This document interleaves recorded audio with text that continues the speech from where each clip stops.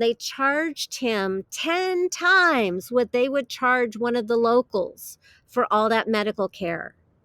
He paid Oh my gosh. $200. Oh my gosh. And I learned from that if you are ever going to have a medical emergency, try to have it outside the United States. Yeah. Yeah. That's incredible. When you said 20 times, I was scared. Mm-hmm. Welcome to the Where Have You Been podcast. I'm your host, Bill Ream, and each week on the pod, I have conversations with incredible guests from all walks of life. Expect to hear funny, crazy, emotional, life-changing, and even sometimes life-threatening stories and experiences that will entertain and inspire you. As always, I appreciate your likes, subscriptions, ratings, and reviews wherever you are listening. It doesn't sound like much, but it truly helps the pod get to the ears of more people who may enjoy it. And check out the website, whybpodcast.com, for links to the socials where you can find pictures from the guests and their stories, and also buy merch if you're so inclined. Now let's get to this week's episode. Thank you for being here. Welcome back to another episode of the Where Have You Been podcast. I'm your host, Bill Ream, with you as always. And it's actually been a little bit, I think, since I've had an author on the show, but I have an author and a fantastic speaker. And I'm going to let her introduce herself right now. Morgana, would you be so kind as to tell our listeners, who are you? Oh, sure. My name is Morgana Rae, and I have been a life coach for 31 years this month, which means I am one of the first. I started coaching back when dinosaurs roamed the earth, and my specialty is guiding world-changing leaders to heal the rift between heart, spirit, and money so that they can save the world as only they can. And I just got back a couple days ago from leading my annual retreat in Bali for a small group of women. I go once a year to Bali. Honestly, I lead a retreat because it's an excuse to go to Bali. And so, yeah, I've been mentoring amazing, innovative artists and entrepreneurs and healers and humanitarians, because that is how I make the world a place that gives me hope and inspiration. I think that's wonderful. And I apologize. It's actually been, by the time that this airs, it'll have been many, many months, but it's actually Okay. been a couple of months in the making since I spoke with you the first time, and I forgot that your pronunciation is Morgana. I'm so sorry. I didn't even notice a mispronunciation. West Oh, Coast people tend to say Morgana. East okay. Coast people tend to say Morgana, and Yeah. I'm cool with both. All right. Well, I like to be correct. So, but that's wonderful. I think it's awesome what you're doing. And absolutely, I would do the same if I had a way to make an excuse to go to Bali once a year. That would be, and you're also helping people at the same time. So I think that's great. And you also have a book that's been published that's been a bestseller, I believe. And you even did like an update on that, if I'm not mistaken. Yes. Financial Alchemy, 12 Months of Magic and Manifestation, because the pain point that my people usually come to me for starts with money, because money is the big excuse for what we can't have, do, or be. So I like to address that first. And yeah, it became a wild international bestseller in 2013. And then sometime in 2012, it occurred to me that the 10-year anniversary was coming up, and I really, really needed to update the book to sound like what I sound like now. So I launched it 2 years ago, and that became an international bestseller too. And it's a hybrid of book and self-coaching system for all the people that I'm never going to coach directly. And I created the book that I would want, that I Mhm. would use, that I actually do use myself to keep myself on track. That's perfect. That's the right strategy, I think, too. I think that's great. And where can people find it? And where can people find you? Oh, okay. Well, you can find the book everywhere, including Amazon, but Barnes and Noble, if you ask them to order it, they'll order it. But yeah, you can find it on Amazon, definitely. And to find me, go to morganarae.com. Just my name. It's like Morgan with an A at the end. and then RAE, morganarae.com. Financial alchemy, and you'll probably see me come up. Perfect. And then you have socials, I assume too, but those are probably on your website as well. Yeah, I prefer to send people to my website because Mm-hmm. that's where all the good stuff is.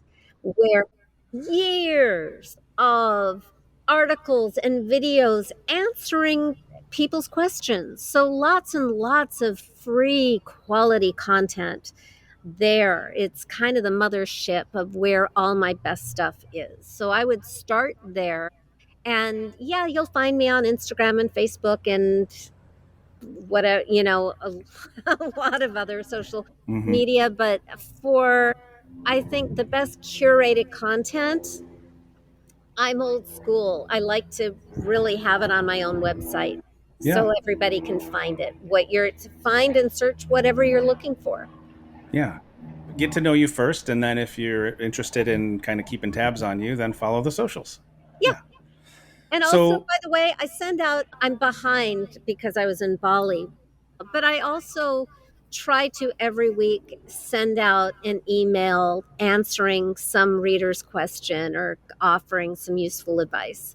So that's another way to stay in touch. And of course, you can subscribe and unsubscribe anytime you like. oh, that's very cool. Yeah, that's awesome.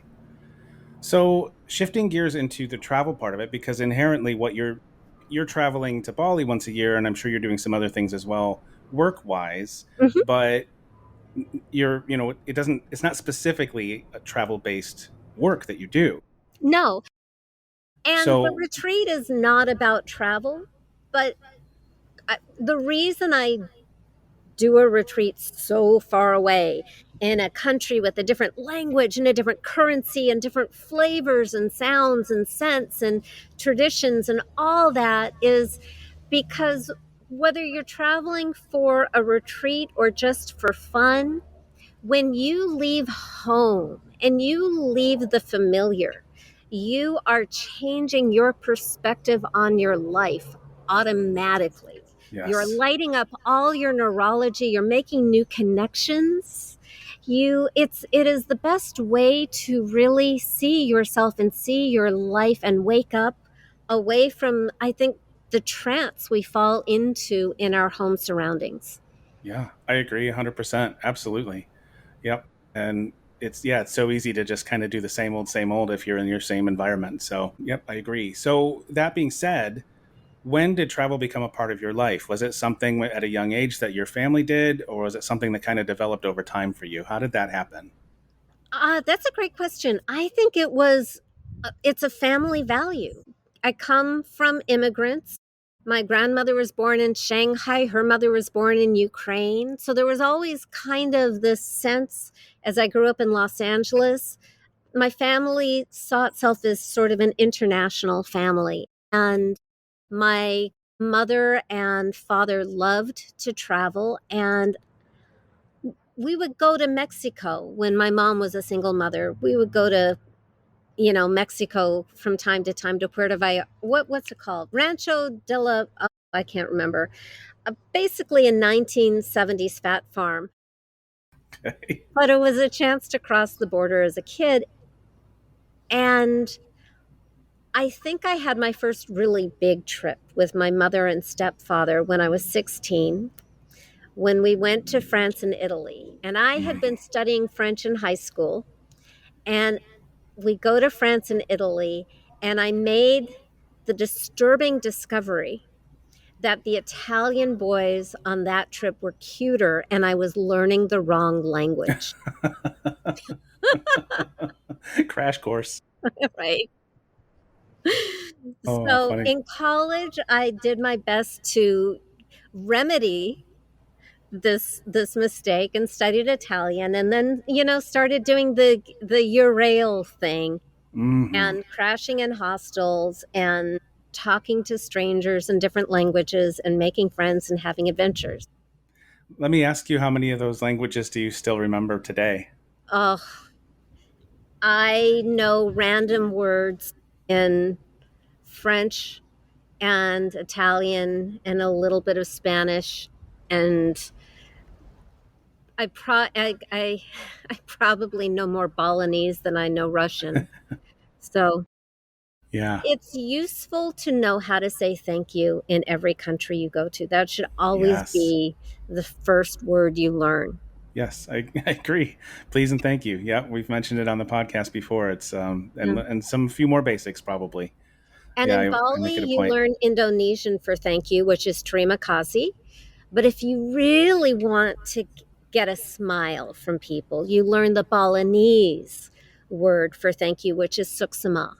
And when you actually take the effort to speak Balinese to the Balinese people, they they just get so excited and it's instant bonding. That's great. I love it. I love it. So this is the part of the podcast where I usually ask somebody, "Where have you been?"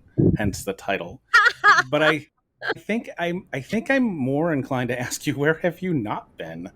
But in either way, however you want to phrase it, or however you want to state, some people do list places. But if you want to jump into a story somewhere, we can do that. But either I've way, been to, Morgana, where have you been?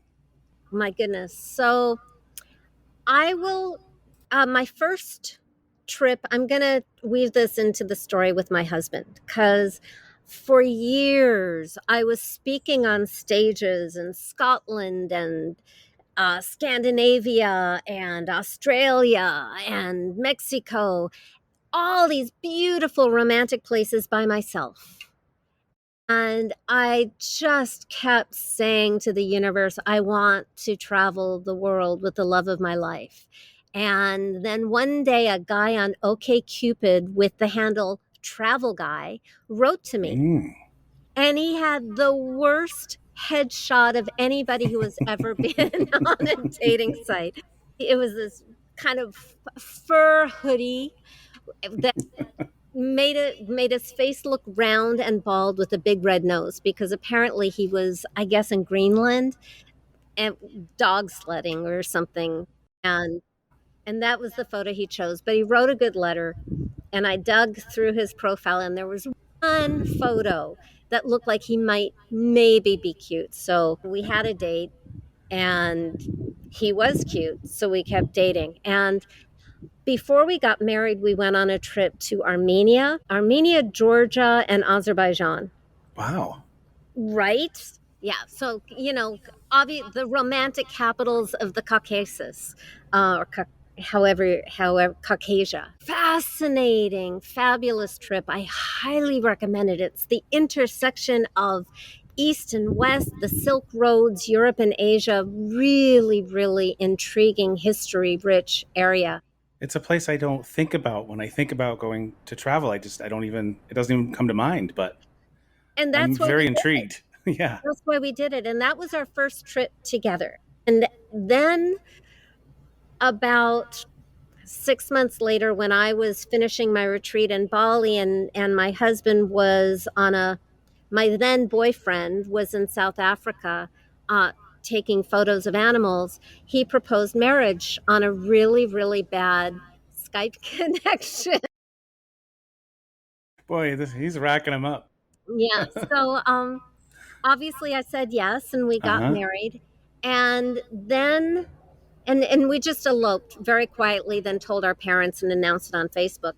And a couple weeks later, he had an assignment because he was a travel writer at the time to go to Puerto Vallarta. And he told them that he had just gotten married. And they said, great, bring her along, make it an anniversary. So we did.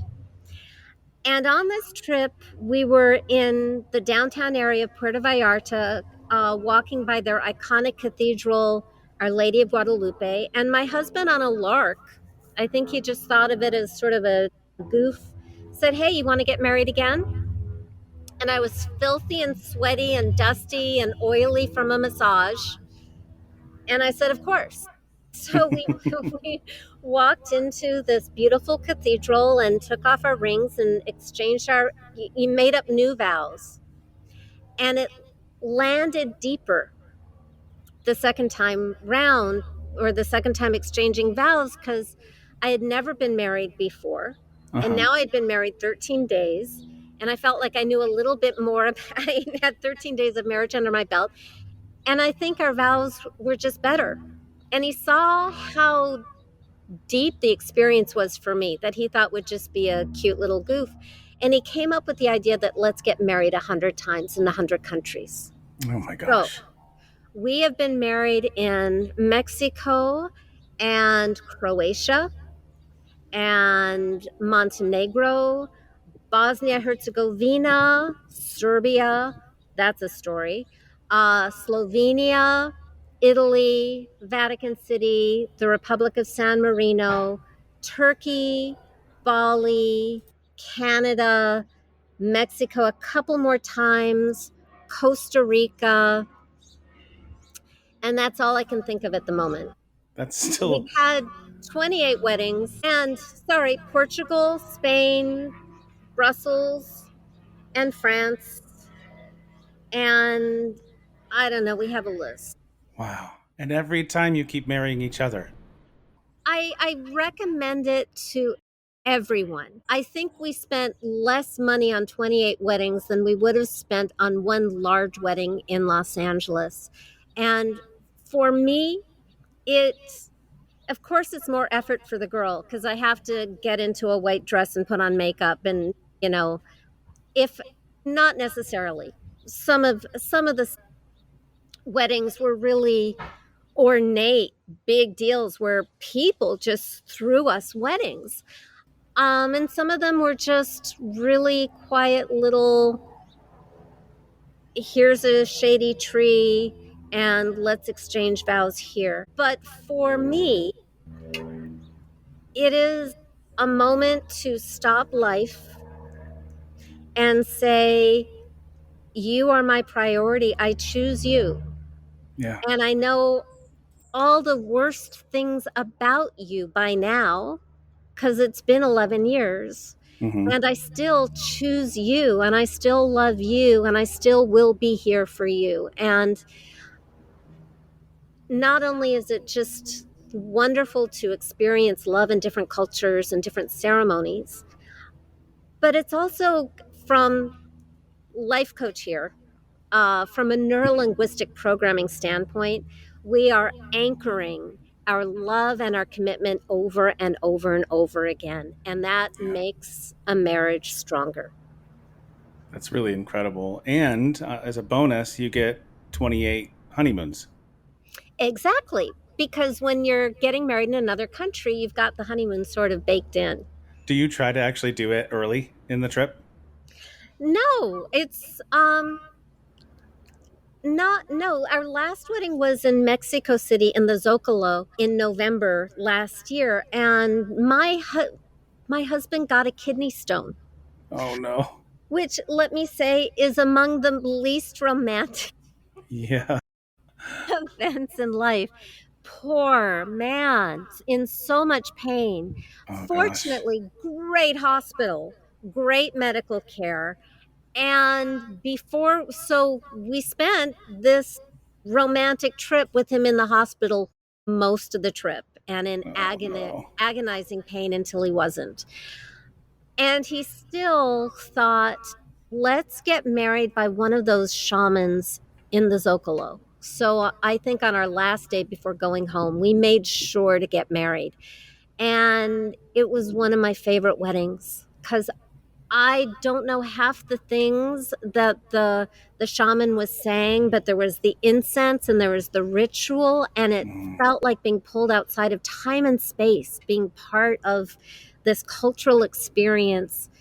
It really just, yeah, it felt like a very deep spiritual experience. that's awesome. Well, let's stay on the topic of some of the weddings. There was one that you, when you were running through the places, you were like, "That's a story." Yes. I'm Okay. excited for that. All right. So I've had a lot of really wonderful fairy book weddings that I didn't even know that I still needed. That Disney princess dreaming little girl still lurked in me. So I'll start with Slovenia, which was in 1,000-year-old castle on Lake Bled. Wow. And it was a crazy trip because it was pouring rain every day except the days that we had weddings. Wow. And then the sun would be out and everything would be sparkly for our wedding.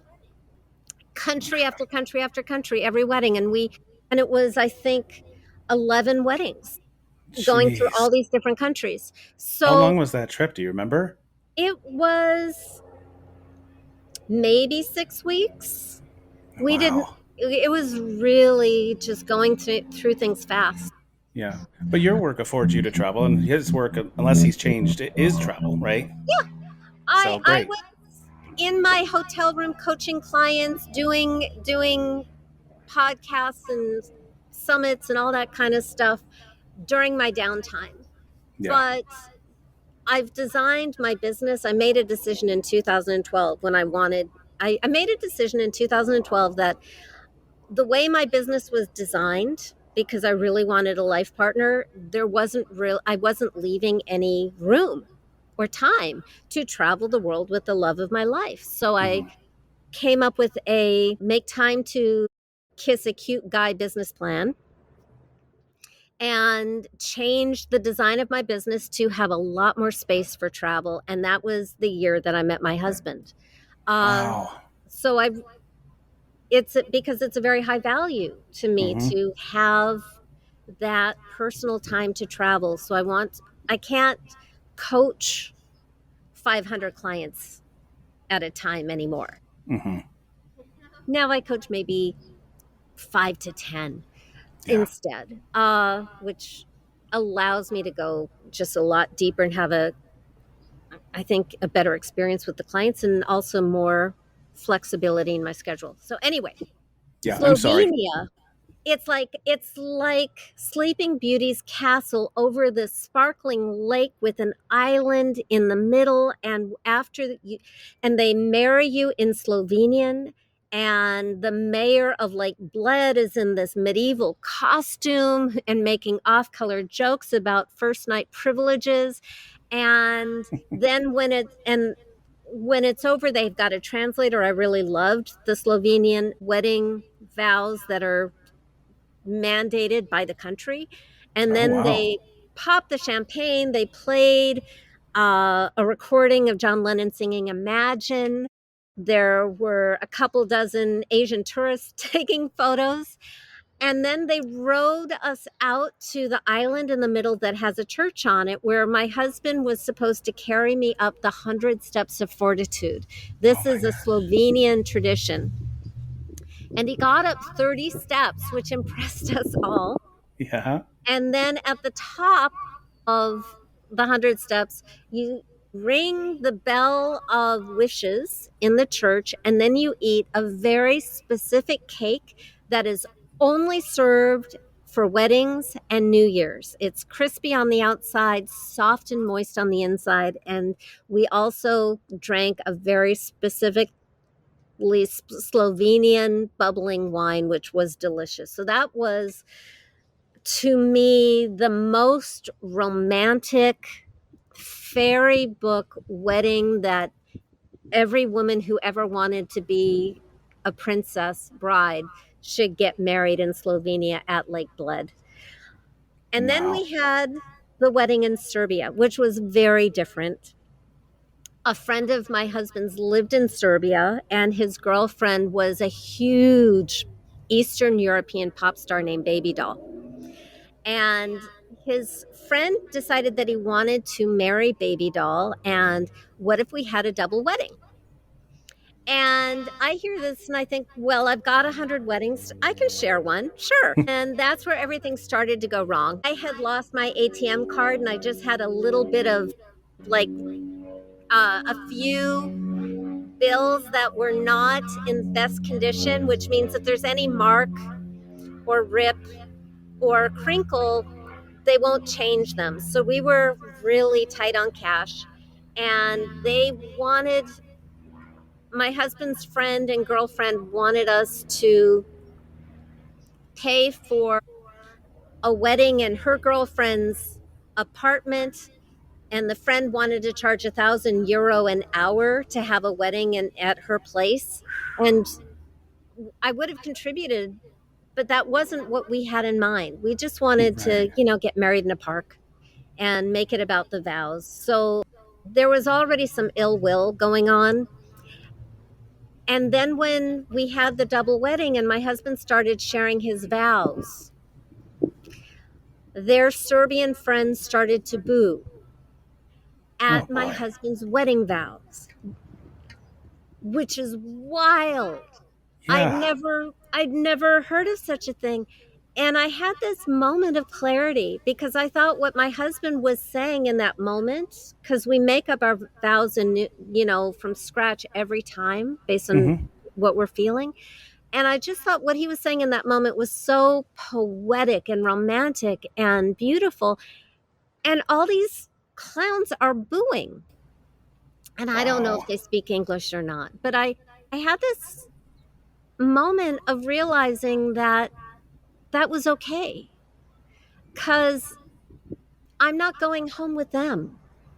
Right. I'm going home with my husband. And it doesn't matter where we get married or if the food is good or bad or the wedding guests like us or not or any of it because the prize is not the wedding, the prize is the marriage. Right. And so I'm grateful for that wedding just for that experience. Wow. Was the place that you were in, was it beautiful? No, No, no, just an apartment. kind of run down old place. Oh my gosh.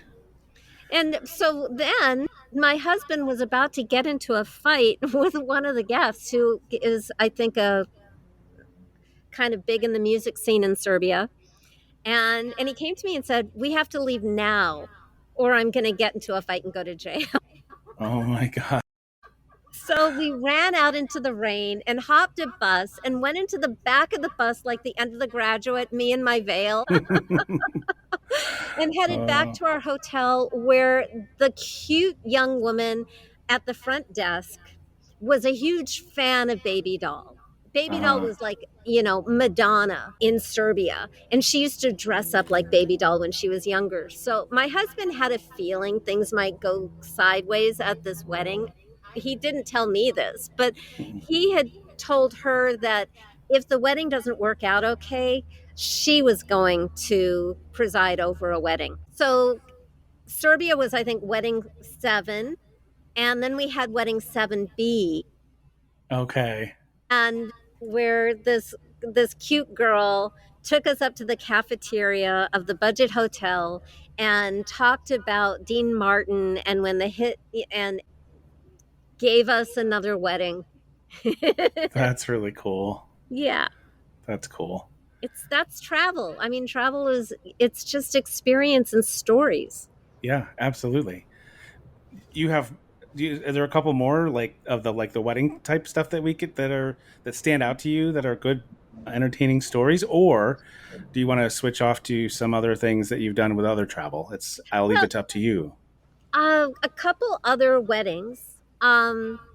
We got married in Turkey and Cappadocia, or Kayseri, which is in the center, which I think was named after Caesar Kayseri, in the Cappadocia area, in a 700-year-old farmhouse. Wow. And I suggested to the owner of the house that it would be really cool if we had wedding costumes that were authentic to Turkey. So I kid you not, they nicked costumes from a museum and dressed us up in their museum costumes. And I rode in on a horse, Oh and my my gosh. horse had a baby horse that, came in next to it. And I think the minister of culture married us on evening TV in Turkey. Oh my Uh, gosh. and then we honeymooned in Istanbul. And I just have to say, Turkish food is one of the best cuisines in the world. I mean, it's just so tasty. What are the staples? Uh, well, it has kind of that, Middle Eastern Mediterranean yumminess and Mm-hmm. savoriness. There's some there was some kind of tomato-based stew. Just it's the spices, all of it. Mm-hmm. It's just so yummy. You really can't go wrong. with Turkish food. Excellent. You'll it's you'll get fat and healthy at the same time. And Excellent. Cappadocia is wild because it has what they call I think they call them magic mushrooms. And what they are the wind has, you know, how the wind has cut through the Grand Canyon and has all these great little crevices. Now imagine that the wind kept cutting and cutting and cutting until you end up with all these tall, thin pillars of sedimentary rock with little mushroom caps at the top. And they look like, maybe they call them fairy mushrooms or something like that. They look magical and wild. And these cave hotels, when you're there, it looks like like the art designer of Star Wars was there. It could not possibly be real. And we Wow. stayed in a hotel room that was a 2,000-year-old room. Jeez. Uh, I think built by the Assyrians, and it's just beautiful and That's just in the hard to wrap your head around. wild, yeah, unbelievable way. Yeah. Really, really great experience. I highly recommend. Uh, and then we had a wedding in our biggest wedding in Mexico. And because we live in California, we have cheated. So we've had 21 weddings in 20, or sorry, no, I have that wrong. 28 weddings in 21 countries because we keep going to Mexico and getting married in different places. In Manzanillo, I was invited to speak at an author's gala, which I probably would have gone to anyway. But to sweeten it up, the organizer said, "And we'll marry you." And I said, "Okay, sure." And I really thought that she was just going to, in between speakers and activities, she and my husband and I would just find a little quiet corner in a hallway somewhere. And she would Hmm. say, "Do you take Devin to be, just the usual wedding thing." Hmm. And that's not at all what happened. She brought in an anthropologist who recreated a very traditional Mayan Mexican wedding extravaganza with 40 dancers and a dancing horse and herbs and directions and rituals and song. And it was wild. Wow. And thank God I didn't know this was coming. I had just packed like a white tunic and yoga pants, and that's what I got married in. And it's kind of nice to not know it's going to be a big deal because then I don't get nervous about it. Sure. And then it's just about love and being in the moment and being grateful. That's incredible. That is really, really incredible. I'm interested in the Mayan culture anyway, and Mm, so yeah, that would be awesome. I can't even imagine the amount of beautiful photographs you have. we have a lot of beautiful photographs. Yeah, I'm sure. So okay, that's awesome, and that's ongoing. Any thoughts on how many years it's going to take you to get to the full 100? Well, we started really hot and heavy the first year, Hmm. and even in 2019 we got married 4 times, and then the pandemic hit, which really slowed us down.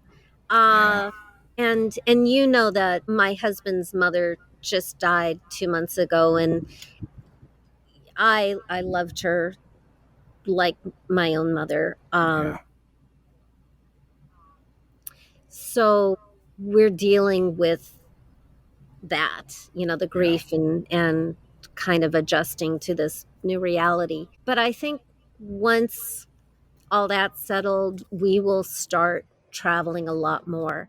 And one of my husband's dreams and mine is to live for extended times in other countries. hmm, So I want to live for a good period in San Miguel de Allende, Mexico.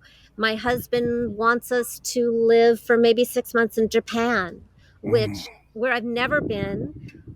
thought of teaching English in Japan out of college, but then moved to San Francisco with a bad boyfriend instead.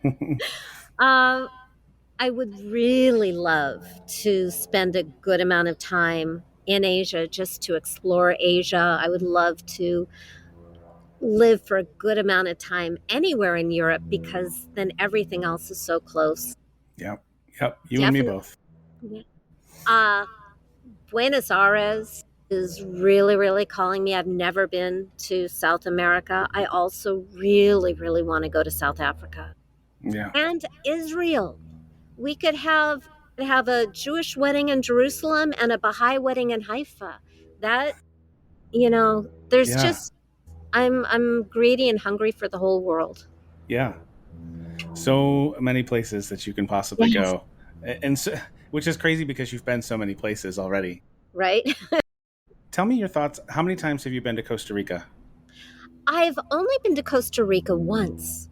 My husband has a friend who she and her boyfriend bought a duplex in Nozaro that they rent as an Airbnb that is Mm-hmm. just so wonderful. So, yes, we went there and it's funny because it kind of feels to me like a Latin Bali. Okay. Interesting. Um, what kind of things did you do there? A big thing in Nozaro is to just go and watch the sunset. That is a really big community event there. Honestly, we just really ate. We got up really early for turtle hatchings. That was Oh, yes. cool. So that's what we did by the beach. Was really just eating and enjoying the beach and swimming in the water and exploring the town. I always love to explore towns. And then we went to, I'm trying to remember the name of the volcano area because we were staying right at the base of a volcano. And so a lot of like nature hikes Yeah. to really just wallow in sloths. Sloths are so freaking cute. Yeah, they are. My experience of Costa Rica is really what you do is very nature based, which Yes. when you live in a city is the best thing you can do is really get out into nature. Mm-hmm. Yeah, I agree. I'm trying to remember because you're talking West Coast, so I'm trying to remember the name of that volcano. There's Arenal, but that's more inland, I believe. But yeah, I Well, we can't went to a remember. volcano that was sort of in the middle. I just Yeah. I can't remember. So where of all the places that you've been, tell me like if we're just sitting around sometime having a cup of coffee and we start trading stories of this happened. Oh, I can't believe this happened. This was the worst time, or this was the funniest thing that's ever happened. What are some of those stories, if you can think of any? Besides my husband being booed, I would say the worst thing was going to Paris and getting my phone snatched in the Paris subway, which is like the most common thing to Yeah. happen in Paris. Just because these days, traveling without a phone in France is really hard because your Airbnb, even booking museums, it's all done on phones. So that was I do not recommend getting your phone stolen when traveling in France. Hold on, I'm taking notes here. But I Okay. will here's okay, so this is very specific to my husband. When his father died, he found out because he received a phone call from his father's seventh wife letting him know that his father had died and that his father's dying wish was to have his ashes returned to Cadiz, Spain, while Ave Maria was being sung. Hmm. Unfortunately, his father was not Spanish, had never been to Spain, and didn't like the Catholic Church, and it was all just a big lie because his father was a con man, a very charming con man. Oh my And gosh. my husband honored that request and wrote a whole book about it called 10,000 Miles with My Dead Father's Ashes. Oh my gosh. And so I think 15, 20 years after all that happened, he brings me to Cadiz, Spain to meet his dad, Oh his dead wow. dad. So we go to Cadiz and he goes to, that spot by the ocean, and I meet dad. Wow. And the weirdest thing was Devin says that his father is, as Devin is having this conversation with his father in his head, he hears from his father, buy a drink for me, for buy a drink for his dad. And so we head back to Seville, another one of my favorite places that I never ever wanted to leave. And we're having dinner, and a drunk comes up and asks for Devin to buy him a drink. And Wow. Devin is getting ready to shoo him away when he remembers that his father had said, buy me a drink. So he did. I just got chills. That's crazy. Yeah. Wow. And Ave Maria was playing in the background. No way. In the So, bar? not in the bar, but down the street. Oh my gosh. So yeah, it was a very cool moment. That was a real moment. Yeah. I love things like that, whether it's travel stories or just stories in general. I think that that's really awesome. So, The world is a wonderful place. We should see all of it. yeah. Yeah, no kidding.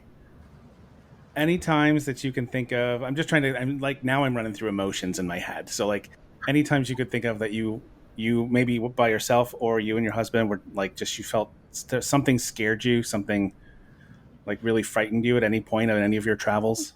Yes. When I was 20 years old and I was urailing with another college student, and we were in Stuttgart, Germany.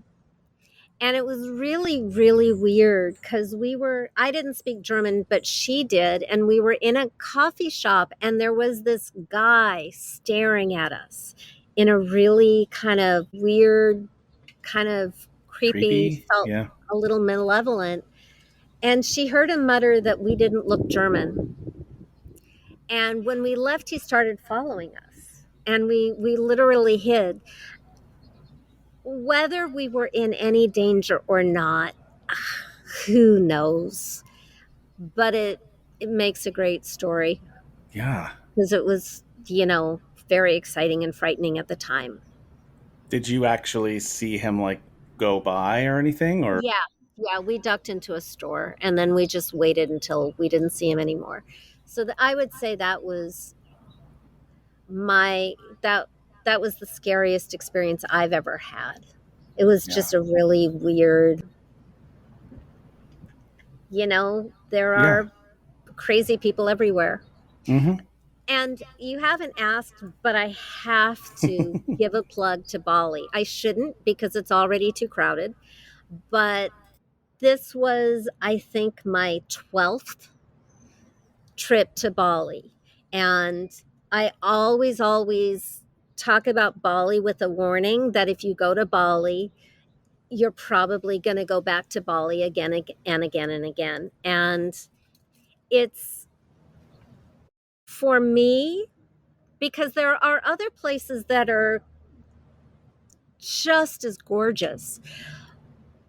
But what pulls me back to Bali again and again is the extreme sweetness, kindness, warmth of the people, and the spirituality that is everywhere. And it really just sucks you in, where, like, I just felt like every Balinese person I met felt like a best friend. There was even a moment where I took my retreat to Bumi Sahat, which is the new birthing clinic that was created by Robin Lim, who is a CNN hero. And she created a birthing clinic so that Balinese people who may not have any money or health insurance can give birth safely, be supported, have a really, really good pregnancy and birthing experience and not go into debt. Because at the private hospitals in Bali, which are all the other hospitals, Hmm. if you can't pay your hospital bill, the hospital will hold on to the child Oh until my you sell gosh. everything you have to and this is a terrible thing. So now there's this amazing clinic. In fact, a client of mine from Italy loved Gumi Sahat so much that when she had a baby, she had it there. So I was taking my clients there on the final day because I just think it's such an inspirational example of what is possible. And Bali is Hindu. And a Muslim woman had just had a baby, and she was there with her husband and with her mother-in-law, and they were so happy. And she asked us, all of us, foreigners, to join her family in taking a photograph with their baby. Oh. Yeah, and that's Bali. And I've heard similar sentiments about the people, especially Yeah, in Bali. So it's very consistent with people that have been there saying the same thing about how sweet and kind they are and yeah, welcoming. So exactly. it's a place that, before I started doing this podcast, I never really gave it a thought, and it's starting to creep its way up my list. So, Mm, yeah. So I do have a question. When you travel, not when you're not doing work, when you're mhm, traveling, do you or you and your husband, do you purposely go out of your way to talk to people who are locals if you can communicate with them absolutely.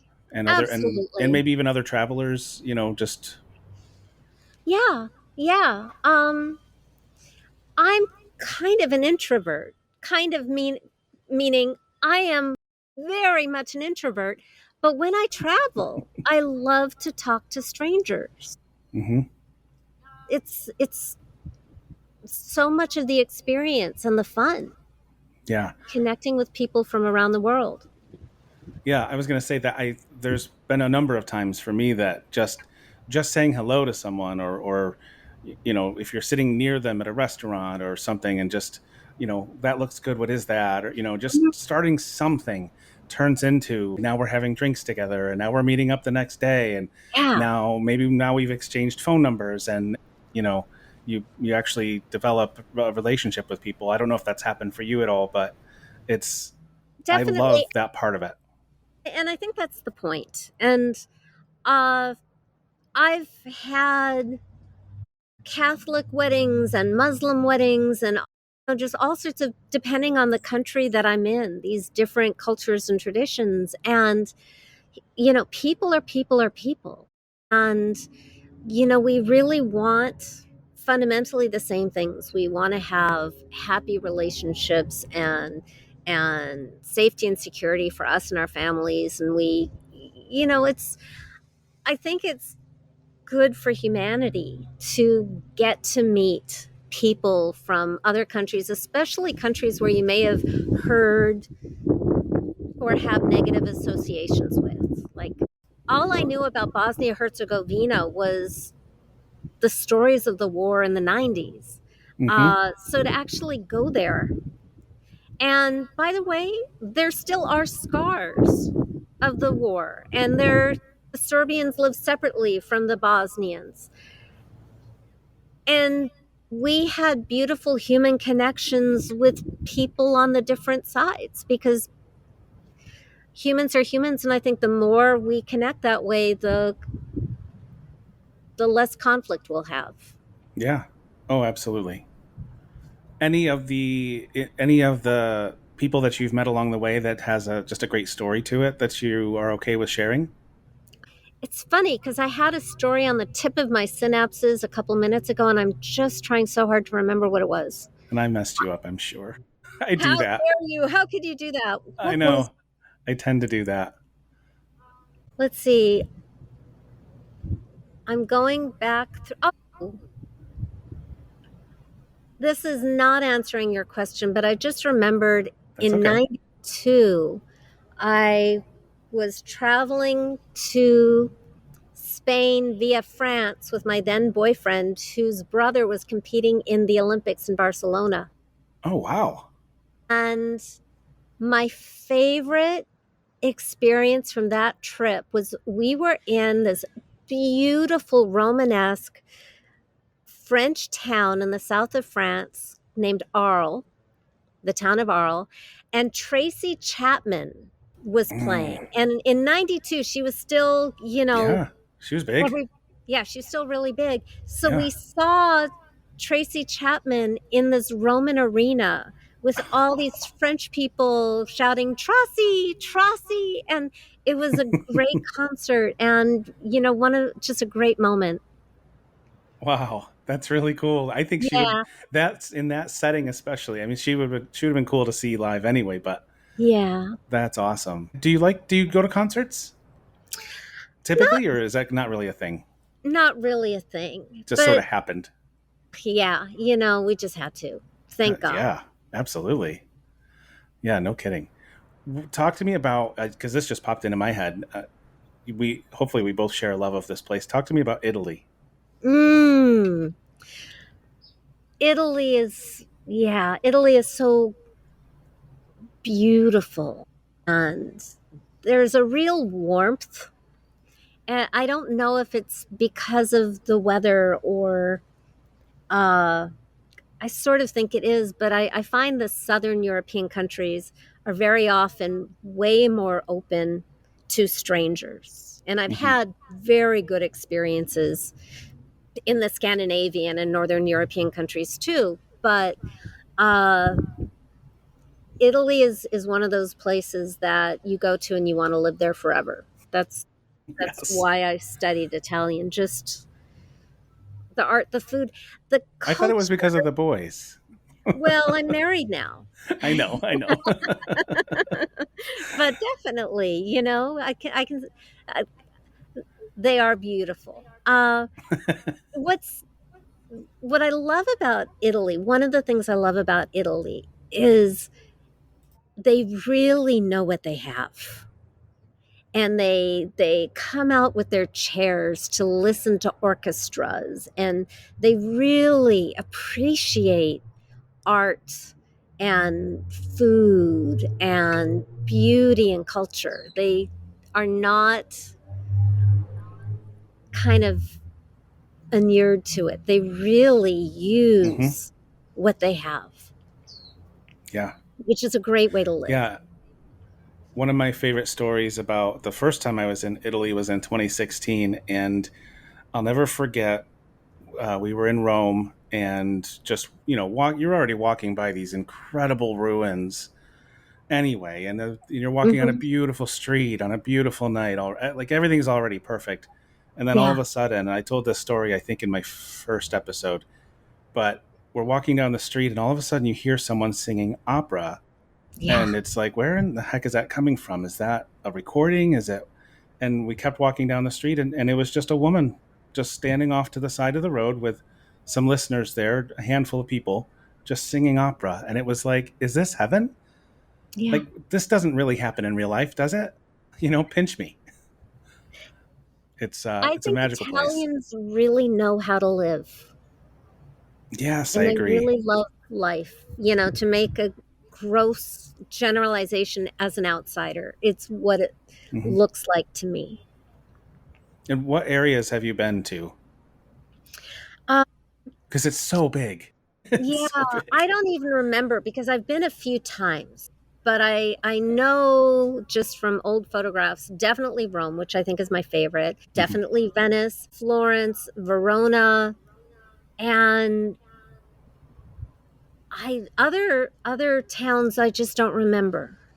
Yeah. Milan. Hmm. I haven't had a long trip there for a long time. I would say the weakness to this getting married 100 times in 100 countries model as we have done it in the past was that we did not spend enough time in any one country, which is why this idea of living for 6 months in Japan is so appealing to Yeah. me. and really getting to immerse yourself in the area and wander Yeah. and explore. Yeah. One of the last things. Oh, go ahead. One of my favorite day trips ever was at the end of one of my goddess retreats in Bali. A couple of the participants said they were going on a day trip to Java and invited me to come along. And I cannot remember the names of the temples, but you can look them up. When you do a day trip to Java, there's a really famous Hindu temple because Indonesia was Hindu. And our tour guide was explaining that Indonesia was Hindu, and then some of the Brahmins met, I guess, an imam from a merchant ship who told them about Islam, and they thought that sounded cool. So they started adopting Islam into the culture. So it sounds like it wasn't a conquest dynamic.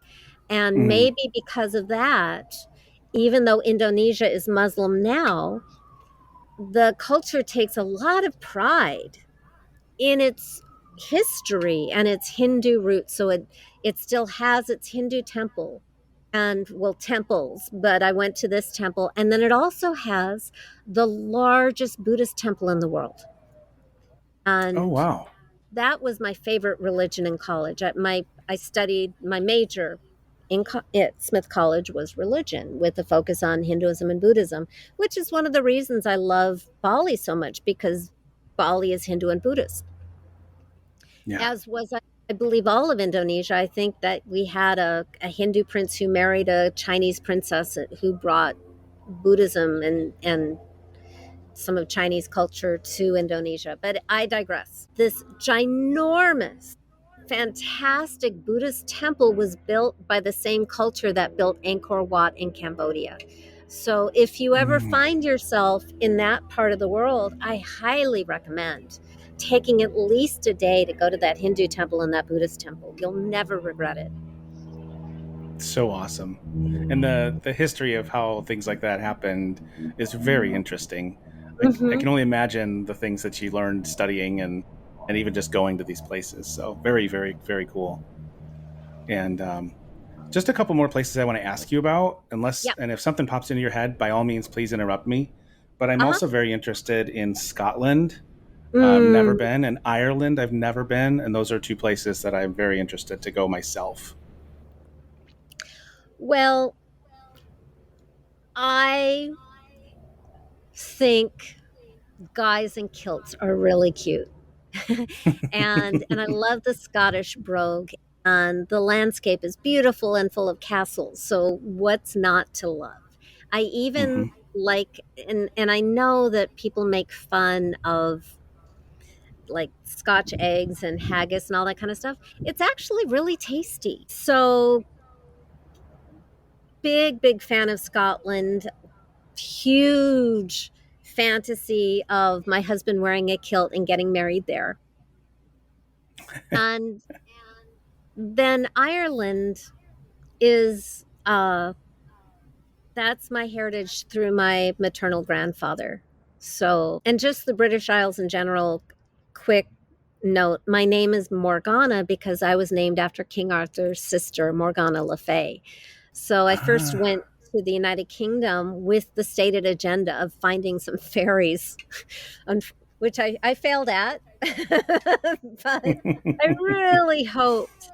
And Ireland is a land of fairies and Yeah. magic and burrows and history. My God, talk about friendly.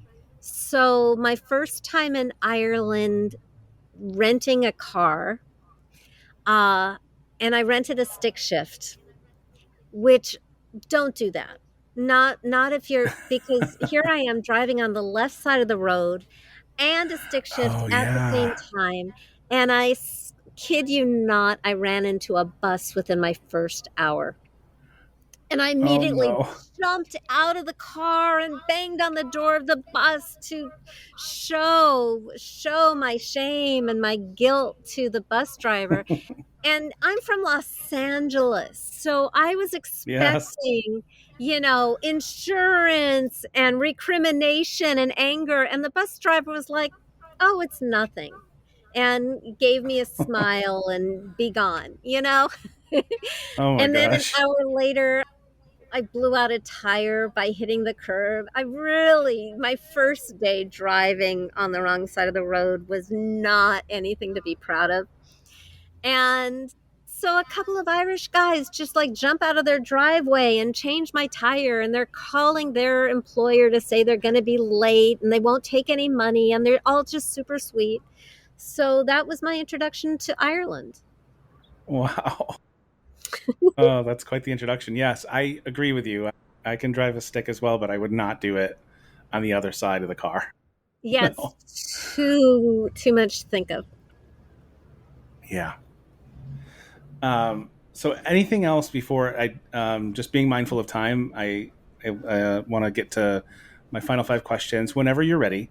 But is there anything Yeah. else you could think of anywhere in the world that you've been, wedding story or not, but anything that just calls to you that's like, yeah, I forgot, I got to tell you this one, Yes, okay, or something that was, I have to tell you yeah. this about Armenia. And When my there's husband no rush, by the way. Okay. When my husband and I, went on our first romantic trip as a couple to Georgia, Armenia, and Azerbaijan, as all couples do.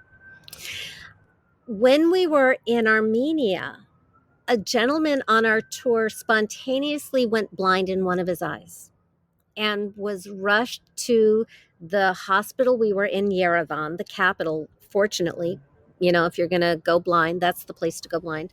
And Yeah, I so guess. he went to the hospital in Yerevan, where he had something like 12 nurses attending to him.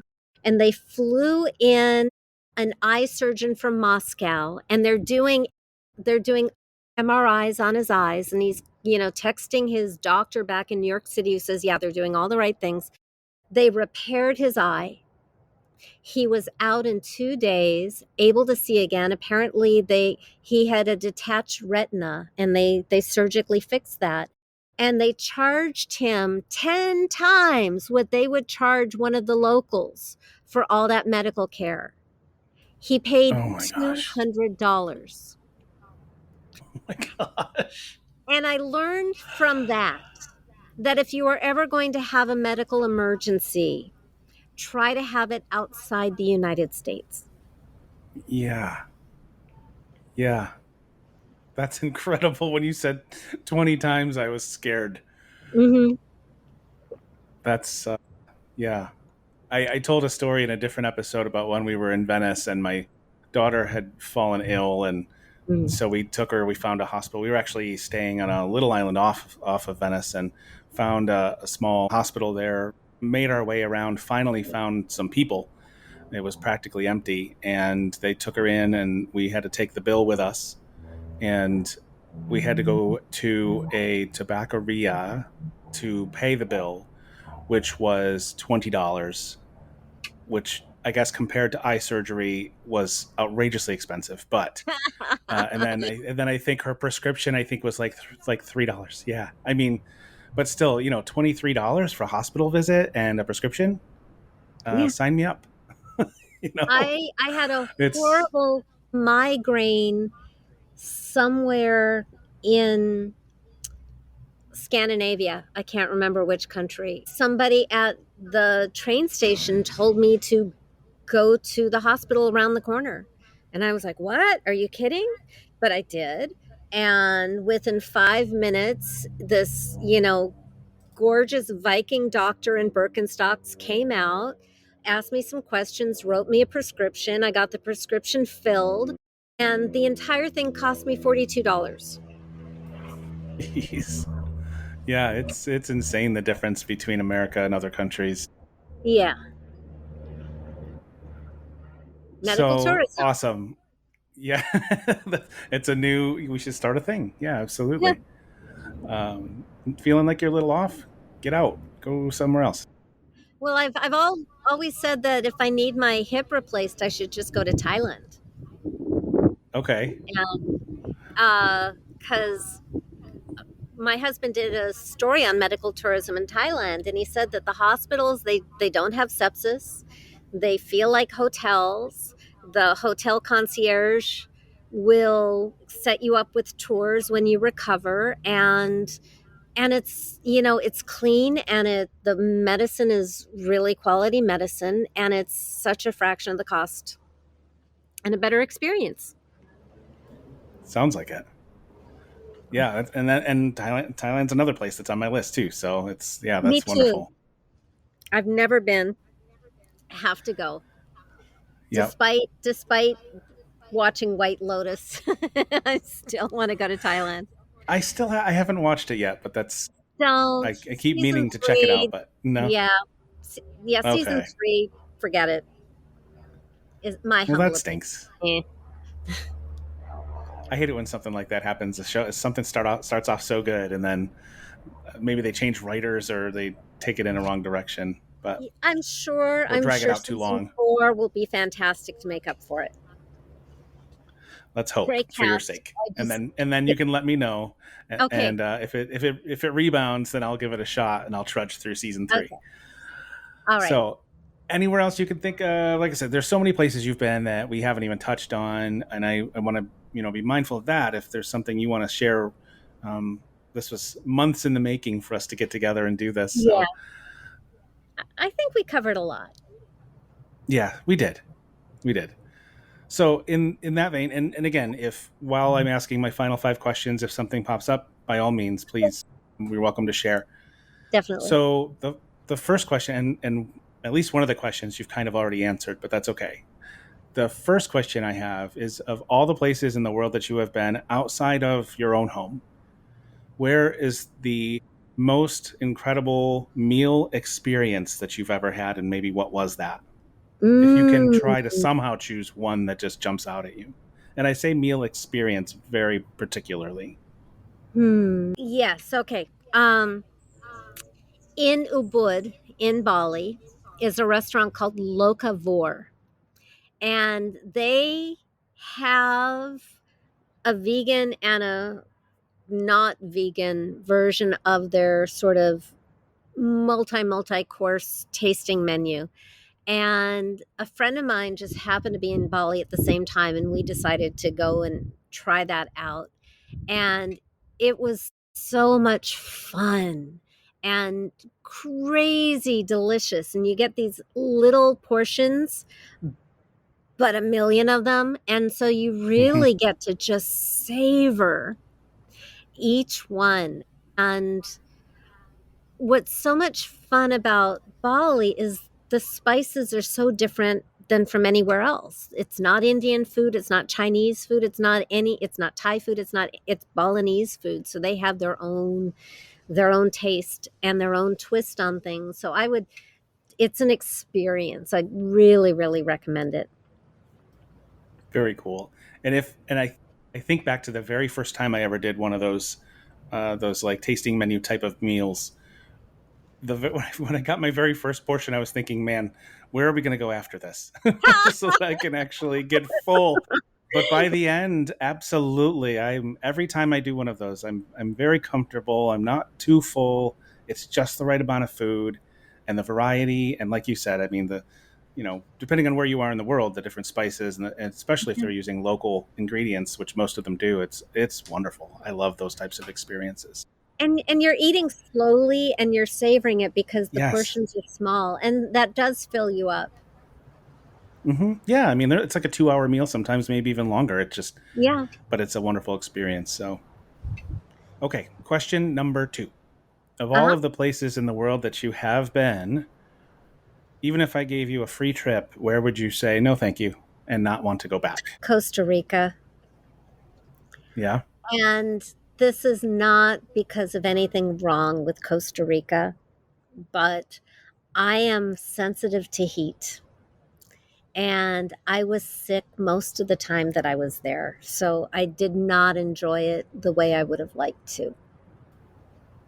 That's a very fair and valid reason. Absolutely. Yeah, there's not a lot of times of the year that, if any, that are like, oh, this is cool and temperate. Yeah, Yeah. it's pretty warm and sometimes very humid. So, Yeah.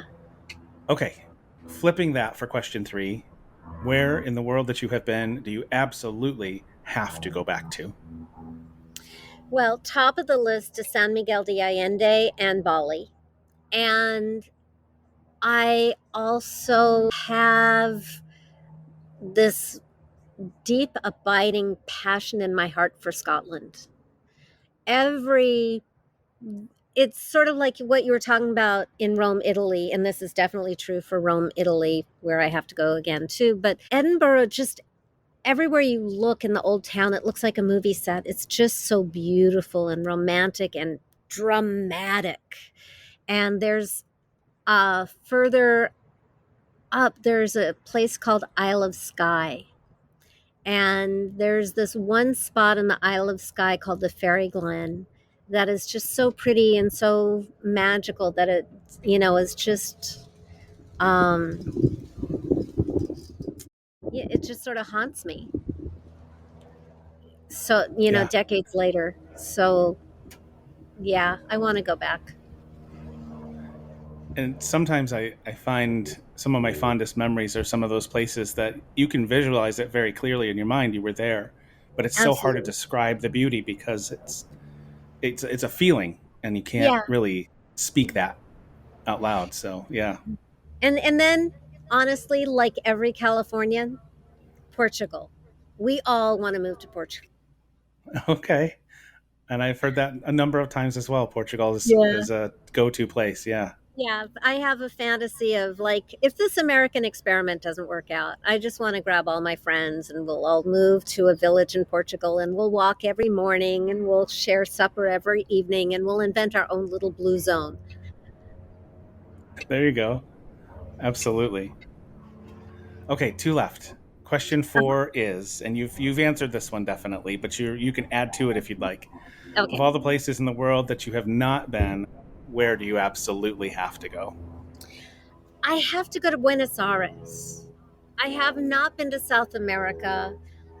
Hmm. My husband and I did take Argentinian tango enough to learn that we're really bad at it, but you know, we could take some more classes. I just hear it's described as the Paris of South America. I just really want to go there. I want to branch out from there to Uruguay and Paraguay and just wallow. It looks amazing. Yeah, I love the answers because some people are they say the same places, but for the most part, everyone's been very different with their answers. Oh, So good. yeah, that's very cool. And the last question I have for you, unless anything else has popped into your mind before we get to question five. Mm-hmm. Nope. Okay. So the last question is easy because you already know the answer. What's on your docket? Where are you going? Well, definitely need to get a trip into San Miguel de Allende this year. And I am also really open to a long trip and living in Japan for months with my husband. That would Mm, dream. awesome, but nothing like scheduled yet. Nothing For because scheduled yet. you just got back, so I just got back and I mentioned earlier that my mother-in-law just passed away. And mhm. it it takes time and space to just process that and like handle all the loose ends. And I don't want to, especially for my husband, I don't want to rush or pressure him into anything. We need the Sure. time that we need, and Yeah, then we'll be free to travel. excellent. Well, this has been wonderful. Hang with me in the green room after for a minute if you don't mind. Uh-huh. And is there any just last words, any last things you want to say before I hit stop? Get your passport. And this is so cool. Be sure to get that global entry trusted traveler thing. I'm never sure if they're Yes. both the same thing or not, but I have it. When I came back from Bali, I didn't even have to pull out my passport when I landed in LAX. I just I stood on an X, smiled at a camera, and all the TSA agents were like, "Welcome home, Morgana," and let me out. Wow. Yeah, that's awesome. I have the TSA pre-check, but I've had people tell me about the global access that it's almost the same amount of money, a little bit more, and it includes TSA PreCheck. And it's just like, why not? So I need to do that. So, well, excellent. Morgana, this has been so much fun. I really enjoyed having you for a little over an hour here, and I appreciate you taking the time with me. Oh, it was fun. Thank you. Absolutely. And I'll be keeping up and see if you have any more updates on your book and see what you're doing on your website, and maybe I'll have to make sure I follow your socials if you're posting pictures when you do travel. So yeah, So thank you many again. pictures. The photos from Bali, amazing. All right, I'm gonna go look tonight. Okay. All right, thank you again. My pleasure. And there's another episode of the Where Have You Been podcast in the books. Thank you so much for listening today. It was another great guest with some great stories, as always, and I hope that you will support all of the guests by checking out the show notes and going to their web pages, seeing any socials and projects that they may have going on. And please, again, I'll ask as always to like, subscribe, rate, and review the podcast. It really does help to allow the podcast to grow and reach more people, and I appreciate you for doing that. Also, if you haven't done so, check out the website, whybpodcast.com, where you can find blog posts. If you'd like to be a guest, please register to be a guest on the site, and check out the merch page. There's some really cool stuff if you're interested in representing the pod, along with some other cool travel items and apparel that I'm working on every day as well. Join me again next week for another great guest with more incredible stories. New episodes drop every Sunday just after midnight Eastern Time. Until then, thank you for being here, and have a great day.